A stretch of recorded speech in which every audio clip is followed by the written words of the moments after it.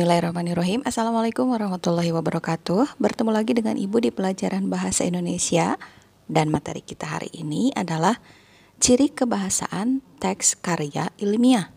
Seperti yang telah kita ketahui bahwa teks karya ilmiah itu ada beberapa jenis, yaitu diantaranya ada laporan ilmiah, artikel, makalah, skripsi, tesis, atau disertasi. Karya ilmiah ini memerlukan syarat kebahasaan. Di antaranya adalah sebagai berikut ini. Yang ke-1, penggunaan bahasa yang baku. Untuk struktur bahasa ini sesuai dengan kaidah bahasa Indonesia, baik struktur kata maupun kalimatnya. Pemilihan kata dan istilah ini disesuaikan dengan kaidah ejaan yang benar. Tepatnya, kita harus menggunakan PUEBI atau Pedoman Umum Ejaan Bahasa Indonesia dan juga KBBI atau Kamus Besar Bahasa Indonesia. Ciri kebahasaan yang kedua adalah logis. Artinya, bahasa yang disampaikan itu harus masuk akal atau bisa diterima sesuai dengan nalar. Ciri kebahasaan yang ketiga itu adalah kuantitatif. Artinya, informasi atau keterangan yang dipaparkan dalam teks karya ilmiah ini harus dapat diukur secara pasti. Jadi, kalau misalnya ada data, kemudian kita sampaikan, itu harus jelas dan pasti. Kalau misalnya hitungan matematika, 1, 2, 3, dan seterusnya.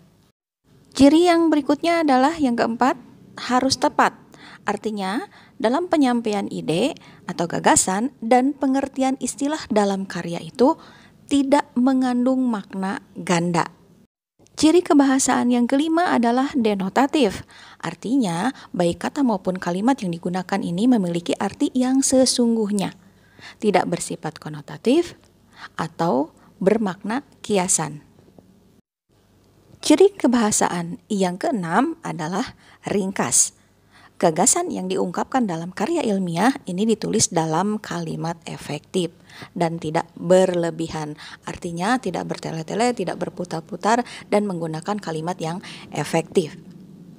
Dan ciri kebahasaan yang terakhir adalah runtun. Artinya gagasan yang tertuang dalam kalimat ini dipaparkan secara runtun sehingga ide pokok yang hendak disampaikan dapat mudah dipahami. Dengan kata lain, runtun di sini adalah sistematis dan tidak menjelaskan secara acak.